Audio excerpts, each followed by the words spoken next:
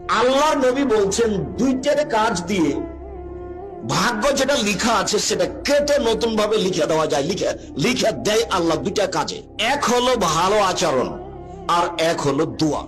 কেউ যদি বয়স বেশি চায় তাহলে সে যেন সদাচরণ করে। সদাচরণ করলে বয়স বেশি হয়, সদাচরণ করলে টাকা পয়সা বেশি হয়, তাহাজ্জুদ পড়লে বয়স বেশি হয় না, হজ করলে বয়স বেশি হয় না।